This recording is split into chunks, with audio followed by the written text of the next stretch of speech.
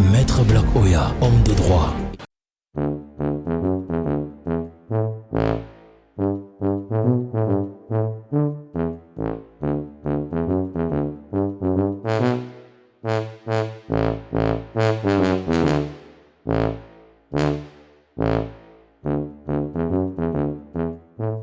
Allô? Allô? C'est pas le chef Abdoulaye du génie? Je parle du chef Abdoulaye du génie militaire. Ouais. Oh.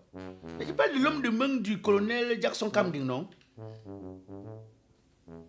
Ah, il a laissé son téléphone. Oh. Pardon, est-ce que je peux avoir le numéro du colonel Jackson Kamding?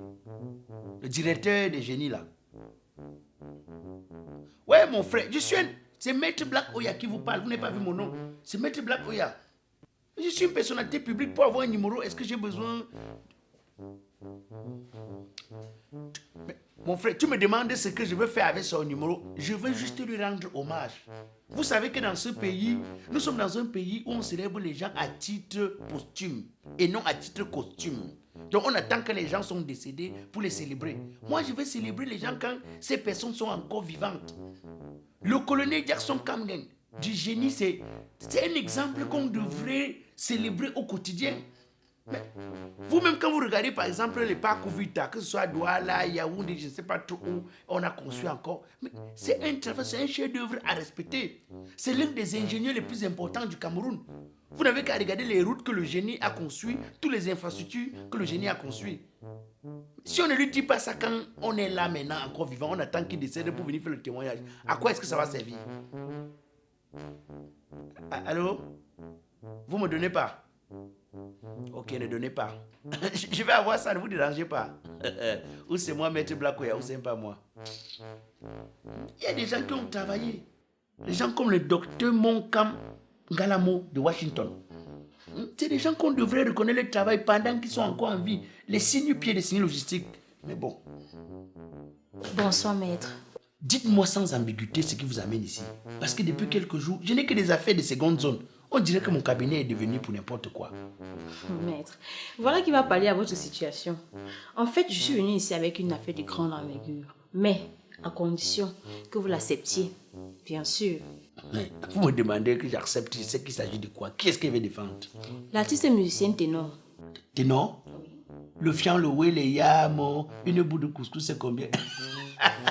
C'est un artiste que j'aime beaucoup, mais depuis quelque temps, je lis sur les réseaux sociaux une polémique. Il a fait l'accident, il a tué quelqu'un, il n'a pas tué quelqu'un, c'est lui qui conduisait, c'est pas lui. J'ai tellement entendu des choses sur lui et je ne comprenais rien. Attends, madame, expliquez-moi dans le moindre détail ce qui s'est passé avec Ténor. Ok, maître. Bon, en fait, ce jour, Ténor rentrait d'un concert auquel il a extasié tout un public. Comme d'habitude. C'était chaud. Non, lui, c'est... comme à l'accoutumée. Oui. Mais de son retour, il a fait l'accident. Oh là là. Effectivement, malheureusement, dans son véhicule se trouvait une jeune fille qui par la suite a perdu la vie. J'ai vu ça sur les réseaux sociaux. Et en fait, lui s'en est sorti, mais avec de très très graves blessures. Je vous assure, et il était même au coma. Mais ce qui m'inquiète, maître, je ne comprends pas cet acharnement sur ce jeune talentueux artiste. Je ne comprends pas. Pourquoi est-ce que les gens dans les réseaux se permettent à dire tout et du n'importe quoi à son sujet? On dirait que ces gens lui souhaitaient seulement la mort. Raison pour laquelle j'aimerais que vous preniez ce dossier à la main. Madame, écoutez-moi. Vous êtes nouvelle au Cameroun ou bien... Parce que j'ai l'impression que vous n'êtes pas intégré. Vous n'êtes pas intégré. Vous avez besoin encore d'intégrer certains aspects du pays. Nous sommes dans un pays où l'amour a quitté le cœur pour céder la place à la haine, à la jalousie, à l'égocentrisme, à l'individualisme. Nous sommes dans un pays où les choses, et c'est notre responsabilité, on devra remettre les choses en place. Je vous dis, je vais prendre cette affaire pour plusieurs raisons. Première raison, c'est que moi-même qui vous parle, je suis un grand fan de Ténor. Non, ça, je ne vais pas me cacher, je ne passe pas par quatre chemins. Je suis un grand fan. Je trouve même qu'il n'est pas seulement talentueux. Pour moi, c'est un surdoué. cet artiste-là.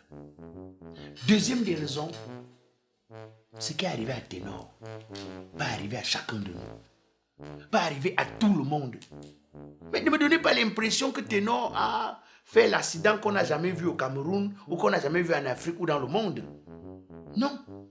Il a fait un accident comme chacun de nous aurait pu faire cet accident-là.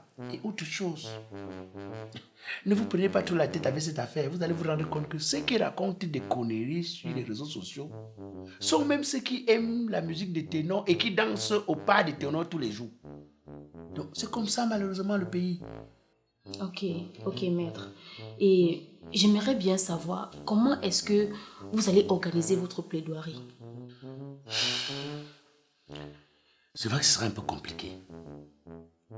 Mais je vais invoquer la responsabilité civile délictuelle. Ténor n'est pas sorti de sa maison avec l'intention d'aller casser le monument du feu rouge Bessengue. Il n'a fait aucune formation de kamikaze pour qu'on dise que voilà un kamikaze qui est venu détruire un monument. Déjà que il aurait pu lui-même laisser sa vie dans cet accident. Donc moi je crois que je vais tout simplement dire que ce qui est arrivé à Ténor peut arriver à chacun de nous. Maître, vous convenez avec moi que qu'il ait survécu ou péri, ce serait toujours mauvais pour lui. Madame, je vais être honnête envers vous. Je ne peux pas vous garantir qu'il ne va écoper d'aucune peine. Non. Je ne peux pas vous garantir. Déjà que l'article 1382, mais encore plus, 1383 est formel. Non, c'est-à-dire, l'article est clair. Chacun est responsable des dommages causés par le fait de sa négligence ou de son imprudence. Surtout que dans cette affaire, il y a eu mort d'homme. Mort de femme plutôt, maître. Vous êtes idiote ou quoi? On parle de mort d'homme. Juridiquement, il n'y a pas de nuance. Ok, maître, entendu. Bon, si l'affaire venait à prendre un dénouement positif, j'aimerais bien savoir comment est-ce qu'il pourra vivre avec ça sur sa conscience. Madame, chacun de nous a un poids sur la conscience. Chacun de nous. Vous comprenez ce que je dis? Mais dans une affaire pareille, c'est vous qui êtes autour de lui qui devrez l'aider. Vous devez lui apprendre que lorsqu'on a traversé une difficulté comme celle qu'il est en train de traverser, il y a une vie devant. Vous devez partager, vous devez lui envoyer les messages d'amour. Mais vous devez surtout lui dire qu'il ne faut jamais se poser la question de pourquoi on est tombé, mais plutôt de qu'est-ce qui nous a poussé à tomber. Parce que ce n'est qu'en retenant les erreurs de son action actuelle qu'on peut projeter un avenir sans erreur et un avenir digne. Parce qu'on aura profité des erreurs pour corriger les imperfections de notre vie. Vous deviez lui apprendre ça. Mais surtout, pour que Ténor soit lui-même bien avec sa propre conscience, il devra demander pardon aux parents de la fille. Parce que il faut aussi penser à ces parents-là. Et je pense même que Ténor pourrait faire quelque chose de simple. Aller par exemple voir le sultan roi de Bamoun. Le sultan roi de Bamoun lui expliquer la situation. Lui pourrait devenir dans cette affaire, par exemple, l'arbitre de l'affaire.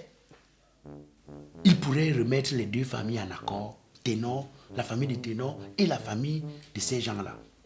Et ainsi, Ténor pourra revivre sa vie, recontinuer sa vie. Parce que comme je vous ai dit, personne ne sort de chez lui avec l'intention d'aller faire l'accident. Non, parce que les gens bavardent comme si l'accident, c'est une histoire qu'on commande, comme si on commandait un plat de nourriture au restaurant, zéro faute. Ce qui est arrivé à Ténor peut arriver à toi, peut arriver à moi. D'accord? Ok, maître. Vraiment, merci beaucoup pour vos conseils. Merci vraiment. Je crois que avec vos conseils, on va pouvoir essayer d'arranger l'affaire pour que chacun puisse se sentir à l'aise dans sa peau. Merci beaucoup. Ok. Demandez à la secrétaire de vous remettre mon numéro. Hein. Bonne journée à vous. Oh, mon fils, j'écoute même le petit Ténor là. Il est très intéressant.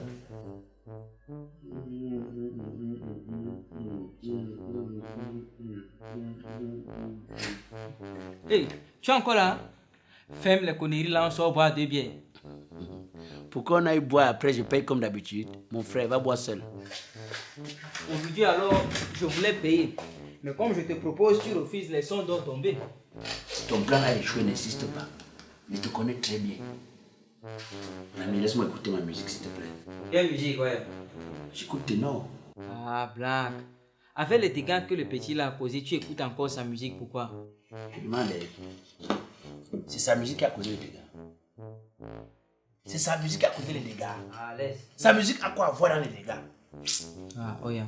Un vieux comme toi, tu écoutes la musique des jeunes, au lieu d'aller chez toi à la maison écouter les problèmes de ta femme. Moi, j'ai l'impression que comme toi, comme depuis 2 semaines, tu n'as pas d'affaires sérieuses dans ton bureau là. Je crois que c'est ça qui te fait raconter du n'importe quoi. N'est-ce pas, on te confie les dossiers du Luxembourg, du Chicago. Oui, oh mon ami, j'ai la chance. J'ai la chance. J'ai les Bouba Mangal au Chicago, j'ai les affaires.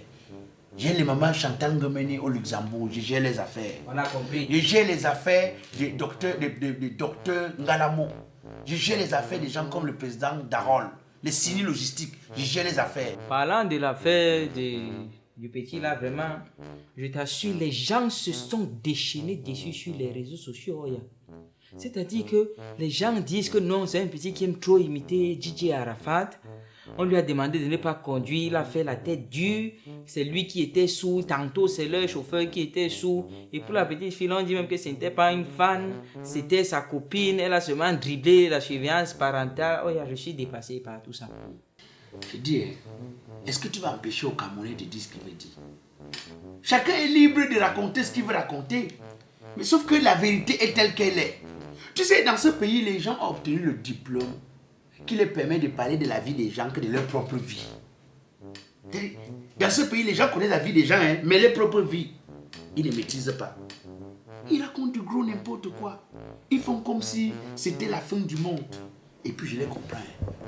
Tu sais, on est dans un pays où il n'y a pas de travail. Le chômage. Tu vois, les jeunes filles tombent enceintes aujourd'hui. Le lendemain, elles accouchent, d'autres avortent. Après, tu apprends que d'autres ont même volé les enfants et tout ça là. Les jeunes vont à la mer. Tu apprends qu'à l'université, un professeur a regardé les cuisses d'une jeune fille. Tout ça, c'est parce qu'il n'y a pas de travail. C'est le chômage. Ouais, tu as vu. Et la réaction de la famille de la fille est compréhensible à mon avis. Parce que moi, si c'était mon enfant au Banenangwe, je devais brûler tout ce pays, je te jure. Parce que artiste ou pas, tu ne peux pas me dire que quelqu'un va faire preuve d'imprudence quand il est avec l'enfant de quelqu'un, tu vois. Donc, pour moi, dans cette affaire, il ne peut pas y avoir de fait justificatif de non-imputabilité. Et tu sais aussi bien que moi que la loi ne peut pas être rétroactive. Tu vois que c'est avec ce genre d'attitude qu'on ne peut pas avancer. Non, parce que c'est tout ceci qui fait que dans ce pays, on les connaît un dialogue d'amour. Regarde ce que tu essaies de faire. Tu essaies d'attiser le feu. Tu essaies de monter les parents. Donc, ça veut dire que si tu avais la possibilité de rencontrer ses parents, tu aurais fait que ça devienne un autre problème. Et vous deviez, c'est comme ça que vous commencez, non? Tu commences par dire que non, il doit payer quelque chose. Après, tu vas dire que non, il est de quel village? Non, tout son village sont des mauvaises personnes. Après, tu vas commencer à dire que non, on vous connaît. Nous, on vous connaît. Et dans ce pays, arrêtez d'avoir ce genre de comportement. Tu comprends ce que je dis? Arrêtez d'avoir ce genre de comportement. Il y a le sens de l'amour, du pardon. Si tu ne pardonnes pas, bon, toi qui es là, tu n'es pas fait. J'ai dit ça. Tu n'as rien à te reprocher. Pourquoi est-ce que tu ne peux pas comprendre que cette erreur que l'enfant a commise pour l'aider à davantage se réajuster, qu'on peut le gronder pour lui dire tu as mal fait. Mais on ne peut pas demander que les parents ne pardonnent pas, c'est dangereux, c'est criminel. Les parents eux-mêmes n'ont jamais rien fait. Maman, je vois que tu es décidé avec moi aujourd'hui. Pardon, si je t'embête, je te laisse écouter ta musique de non. Moi. Mais les biens que tu voulais qu'on aille boire, donne-moi ma part d'argent. Non, non, si tu viens, on va boire la bière. Allons boire la bière, je te donne pas l'argent. Oui. Tu es un vrai Camerounais. C'est-à-dire que tu es le typique Camerounais tout fait. Tu peux donner un casier à quelqu'un, mais un plat de nourriture, zéro. Allons boire la bière. Tu bois la bière avec qui? Trouve d'autres clients. Le fianlo, oui, les gars, mon bière, c'est quand même.